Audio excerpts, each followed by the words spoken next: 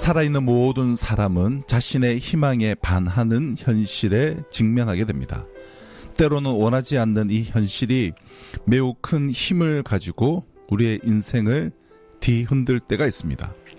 이때는 분명히 내가 내 인생의 주인임에도 불구하고 남의 인생을 사는 것 같고 마치 내 인생에서 내가 소외된 것처럼 느껴지고 위축이 됩니다. 그러면 우리가 어떻게 하나님의 자녀로서 이러한 현실에 휘둘리지 않고 당당하게 살아갈 수 있을까요? 오늘 본문은 이 질문에 대한 답을 제시합니다. 그것은 온전한 사랑 안에서 담대하라는 것입니다. 두려움을 내쫓고 담대함을 주는 사랑이라는 제목으로 두 가지를 말씀드리려고 하는데요. 첫째는 사랑 안에서 담대해지는 것, 둘째는 두려움을 내쫓는 사랑.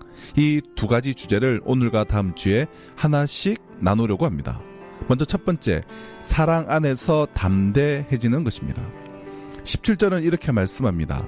이로써 사랑이 우리에게 온전히 이루어진 것은 우리로 심판날에 담대함을 가지게 하려 함이니 주께서 그러하심과 같이 우리도 이 세상에서 그러하니라. 사랑 안에서 담대해지는 것을 살펴보기 위해서는 또한 사랑과 심판의 관계, 그리고 심판과 담대함의 관계, 이 두 소주제를 생각해 보아야 하는데요. 먼저 사랑과 심판의 관계입니다. 하나님이 우리에게 충만한 사랑을 주신 것은 우리로 하여금 심판날에 담대함을 가지게 하려 함이니라고 하였습니다. 그럼 심판날에 담대함을 가지게 하는 사랑이 무엇일까요? 어떤 사람은 하나님이 우리를 향해 베푸시는 사랑이라고 해석을 하고, 어떤 사람은 우리가 하나님을 향해서 가지고 있는 사랑, 그리고 이웃을 향해 가지고 있는 사랑이라고 해석합니다. 그러나 심판날에 담대함을 가지게 하는 사랑은 이 세 가지 모두를 포함하는 사랑입니다. 즉 하나님이 우리를 향해 가진 사랑, 우리가 하나님을 향해 가진 사랑, 그리고 우리가 이웃을 향해 가지고 있는 사랑, 이 세 가지 사랑의 방향은 다르지만 그러나 이것은 모두 하나의 사랑입니다. 예수 믿고 구원받는 순간 우리는 우리를 초월하여 하나님의 사랑으로 이끌려져 올라갑니다. 거기서 하나님의 사랑을 깊이 깨달은 후 우리는 제일 먼저 나 자신에게로 내려오게 됩니다. 우리가 이런 하나님의 사랑을 깊이 깨닫기 전까지는 우리는 참 우리로, 즉 참 나로 돌아가지 못합니다. 그래서 나는 나인데 사실은 내가 아닌 삶을 살고 있는 것입니다. 왜냐하면 인간은 처음부터 하나님의 사랑을 알고 하나님을 사랑함으로써 진정으로 자기 자신이 될 수 있기 때문입니다. 이렇게 자기를 초월하는 하나님의 사랑을 경험하고 그는 진정한 자기 자신으로 돌아오게 됩니다. 그리고 거기서 자기를 사랑하신 하나님을 사랑하게 됩니다. 그렇게 하나님을 사랑한 사람은 그 하나님 때문에 하나님이 사랑하는 사람들을 사랑하게 됩니다. 방향은 세 방향이지만 그 세 방향을 향하고 있는 사랑은 모두 하나의 사랑입니다. 이것은 삼위일체 하나님 안에 있는 사랑입니다. 바로 이 사랑이 온전할 때 이 사랑 안에는 두려움이 없습니다. 심판의 날도 두렵지 않습니다. 왜 그럴까요? 여러분, 심판이 무엇입니까? 심판은 하나님이 원하는 질서에 어긋나 있는 것들을 제자리로 돌려놓으시는 하나님의 행위가 심판입니다. 그래서 심판은 대부분 파괴를 동반합니다. 하지만 그것은 하나님의 보복적인 파괴라기보다는 보다 더 나은 것을 창조하기 위한 하나님의 행위입니다. 하나님을 온전히 사랑하게 되면 그는 먼저 자신 속에서 하나님이 기뻐하시는 질서로 돌아가기를 원합니다. 나쁜 마음을 미워하고 좋은 마음을 사랑합니다. 그리고 추한 것을 혐오하고 아름다운 것을 추구하는 마음이 생기게 됩니다. 미워하는 마음은 너무 고통스럽고 사랑하는 마음이 생기게 됩니다. 이렇게 자신 안에 이루어지는 하나님의 질서를 가리켜서 성경은 우리 안에 이루어진 하나님의 나라라고 말씀합니다.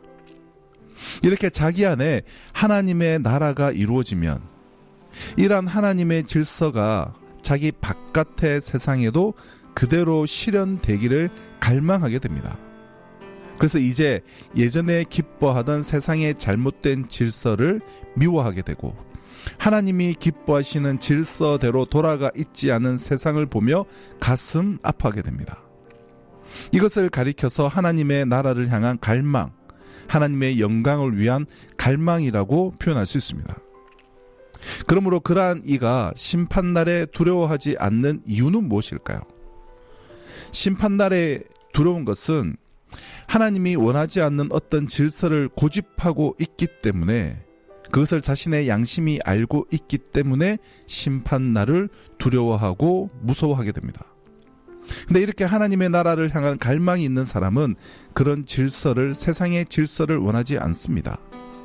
그리고 자신의 마음은 완벽하지는 않지만 심판을 통해 하나님이 세우시려는 그 질서를 마음속에 가지고 있습니다.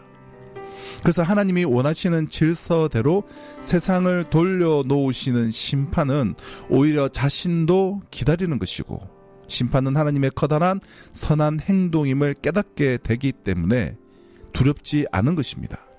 오히려 하나님 심판을 갈망하고 소망하는 것입니다. 예레미야 선지자가 예루살렘이 멸망했는데도 그 파괴된 예루살렘을 보며 주의 성실이 아침마다 새롭고 늘 새롭다고 노래한 이유가 바로 이 때문입니다. 하박국 선지자도 하나님의 심판으로 무화과 나무에 열매가 없고, 그리고 포도밭에 포도가 없고, 그리고 외양간에 송아지가 없을 정도로 파괴되었는데도 난 여호와로 인하여 기뻐하리라고 노래한 이유도 바로 그렇게 하나님의 심판을 통하여 도입되는 새로운 질서에 대한 사랑, 기대, 소망이 가져온 찬송인 것입니다.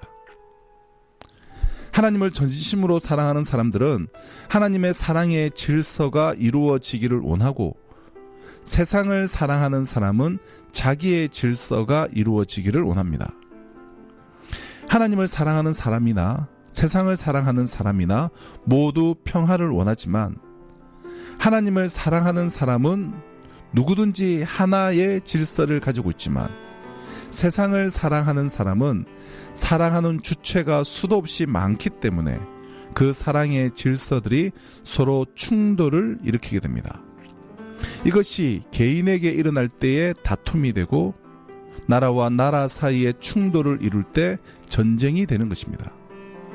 이런 이유 때문에 하나님을 전심으로 사랑하는 사람들은 심판이 두렵지 않습니다. 왜냐하면 지금 하나님과의 사랑의 관계가 너무나 확실하기 때문입니다. 또한 우리 안에 있는 하나님의 그 사랑이 우리로 하여금 우리가 하나님의 자녀인 것을 믿게 하기 때문입니다. 그런 하나님의 사랑을 성령을 통해 경험할 때마다 이 사랑이 순간에 그치지 않고 영원히 계속될 것을 확신하게 됩니다. 왜냐하면 그 사랑은 하나님의 사랑이고, 하나님은 영원 전부터 사랑이셨기 때문입니다. 그렇기에 담대해지는 것입니다. 본질적으로 사랑에 대한 모든 경험은 영혼에 대한 경험을 동반하게 되는데요, 뜨겁게 사랑하는 이들은 죽음을 두려워하지 않습니다. 왜냐하면 그러한 인간의 사랑도 결국은 영원한 하나님의 사랑을 어설프게나마 본뜬 것이기도 하지만, 그 사랑의 감정이 영혼과 관련되어 있기 때문입니다. 그래서 진심으로 사랑하는 남녀는 죽음을 두려워하지 않습니다. 둘이 헤어져 홀로 있는 고통을 겪을 바에야 둘이 함께 죽기를 바라는 것도 사랑의 경험 안에 있는 영혼의 특성입니다. 자식을 끔찍히 사랑하는 엄마는 그 자식을 위해 죽는 것도 두렵지 않습니다. 그 자식을 위해 자신의 목숨을 기꺼이 내어줄 수 있습니다. 자식을 사랑하는 그 사랑이 영혼의 특성을 반영하고 있기 때문입니다. 이처럼 불안전하고 잠시 있다 사라져가는 것들에 대한 인간의 육정에서 우러난 사랑이 이처럼 영혼을 반영한다면, 사랑 자체이신 하나님을 사랑하는 그 사랑은 어찌 영혼의 특성을 가지지 않겠습니까?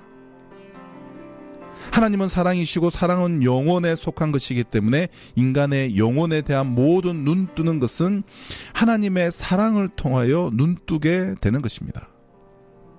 죽음을 통하여서는 무한히 끝도 없는 어둠의 세계를 깨달을 뿐이지만 사랑을 통해서는 무한히 있는 완전하고 영원한 세계에 대해 눈을 뜨게 되는 것입니다. 그러니 심판날이 두렵지 않고 사랑 안에서 담대한 것입니다. 이렇게 하나님을 전심으로 사랑하며 사는 사람은 이미 영원을 경험하고 있는 사람이기 때문에 한순간에 그치는 하나님의 심판에 대해 조금도 두려워하지 않습니다. 자신이 하나님의 사랑을 받는 자녀이고 어떠한 상황에 처하든지 자신은 하나님의 편에 있다고 믿기 때문입니다. 예수님은 이렇게 하나님을 사랑하고 신뢰하며 담대하게 사는 것이 무엇인지를 당신의 지상의 생애를 통해서 우리에게 먼저 보여주셨습니다. 그분은 하늘의 영광을 버리고 이 세상에 내려오셨습니다. 자기의 세상에 왔지만 사람들은 예수 그리스도를 환영하는 대신 박해했고, 그리고 예수 그리스도의 오심은 수많은 어린아이들의 죽음으로 그렇게 반응이 나타났습니다. 그러한 세상에 오셔서 주님은 일생 동안 환대와 섬김을 받으신 것이 아니라 멸시와 욕을 당하시고 죽음과 핍박 속에서 일생을 사셨습니다. 그리고 마지막에 악한 자들에 의해 십자가에 못 박혀 죽으셨습니다. 세상이 예수 그리스도를 싫어한 것은 오직 하나의 이유 때문이었습니다. 그분이 진리의 빛이셨기 때문입니다.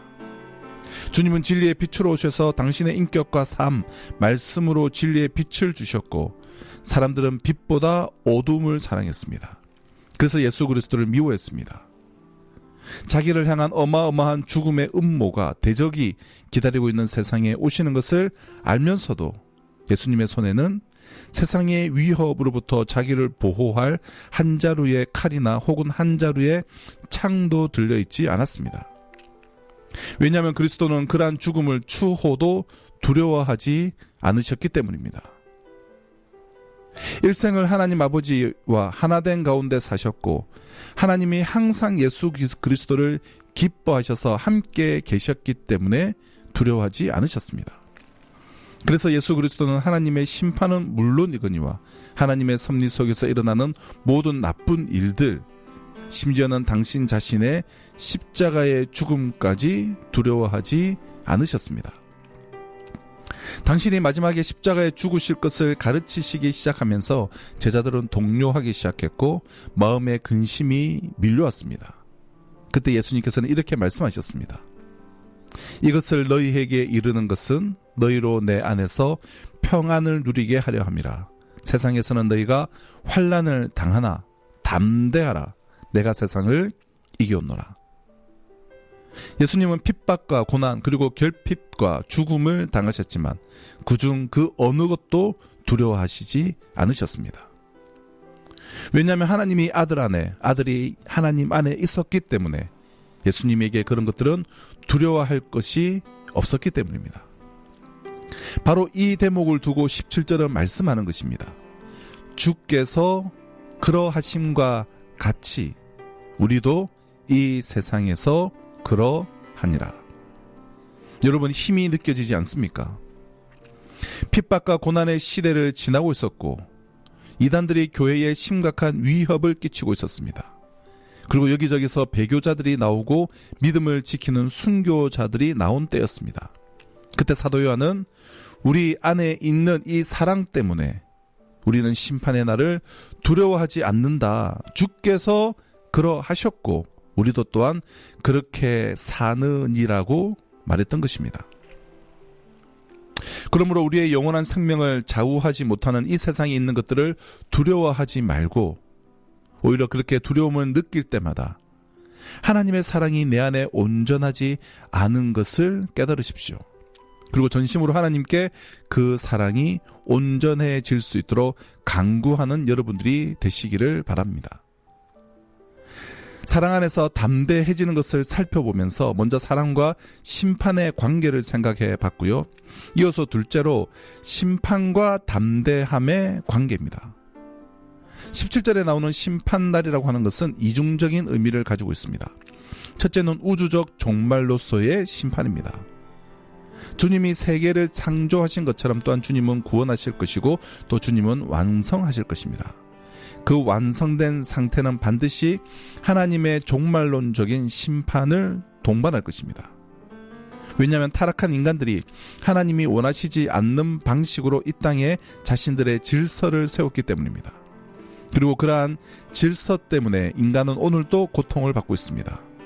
끔찍한 고통을 현실 속에서 당하면서도 그들은 또한 자신들을 불행하게 하고 이웃을 불행하게 하고 후손을 고통스럽게 할 잘못된 질서를 여전히 만들어가고 있는 것입니다. 이러한 잘못된 질서에 대해서 하나님이 우주적인 심판을 행하십니다. 왜냐하면 그렇게 해야지만 진정으로 하나님이 원하시고 인간을 행복하게 할 질서가 도입될 것이기 때문입니다. 이때 저 공중에 구름이 일어나고 큰 나팔이 울려나며 주 오셔서 세상을 심판할 것입니다. 그러나 그때에 지금 하나님을 전심으로 사랑하고 있는 사람들은 두렵지 않습니다. 왜냐하면 하나님이 파괴하실 잘못된 질서에 자신이 속하지 않았고 새롭게 세우실 질서 안에 속해 있기에 오히려 심판날이 하나님의 해방의 날이 될 것이기 때문입니다. 둘째는 개인의 죽음으로서의 심판입니다. 아마도 우리는 살아서 이 최종적인 심판의 날을 보지는 않을 것입니다.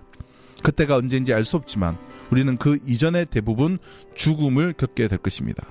그 죽음은 개인적인 심판입니다.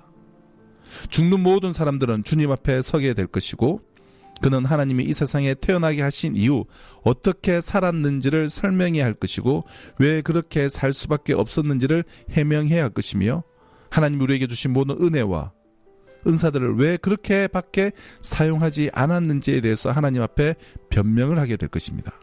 그리고 각자 행한 바를 따라 하나님의 판단을 받을 것이고 불신자는 영원한 형벌에 처하게 될 것이고 신자는 영원한 생명으로 들어가게 될 것입니다. 그러나 오늘 하나님을 사랑하고 그와 하나 된 사람들은 이런 죽음을 두려워하지 않습니다. 하나님을 사랑하는 사람이 완전한 삶을 살아서 어떠한 죄도 없기 때문은 아닙니다. 아무리 순전하게 하나님을 사랑한다 할지라도 그는 여전히 죄를 지을 수 있고 그의 선행에 결함이 있을 수 있습니다. 그러나 근본적으로 그는 그렇게 하나님을 사랑하면서 뚜렷이 양심에 거스르는 악을 행하지 않을 것이며 행한다 할지라도 그는 즉시 회개하지 않을 수 없을 것입니다. 이것이 바로 하나님의 심판대 앞에서 우리가 갖는 담대함의 근원입니다. 이것이 무엇입니까? 이것은 바로 하나님과의 완전한 사랑을 현재적으로 경험하는 데서 오는 양심의 담대함입니다. 이것은 자신이 불변하는 하나님의 사랑 안에 있다는 확신에서 오는 것입니다. 사랑하는 굿동방송의 청자 여러분, 하나님이 그 마지막 날의 심판의 주체이십니다. 그리고 우리는 하나님을 전심으로 사랑하며 그가 명하시는 바를 행하며 살기를 원합니다. 이런 사람은 전심으로 하나님을 사랑할 것이고 삶의 모든 동기는 하나님께로부터 받은 사랑이 될 것입니다. 그래서 특별한 예외적인 경우가 아닌 한 스스로 양심에 반하는 커다란 악을 행하여 심판의 날을 두려워할 리가 없습니다. 하나님을 전심으로 사랑하고 그분이 나를 사랑하시는 것을 지금 느끼면서 사십시오. 이것이 바로 이렇게 변화무쌍한 현실 속에서 우리가 쫄지 않고 담대하게 살 수 있는 희망이 되는 것입니다. 사랑 안에서 심판과 그 어떤 두려움도 담대해지는 여러분들이 되시기를 주님의 이름으로 축원합니다.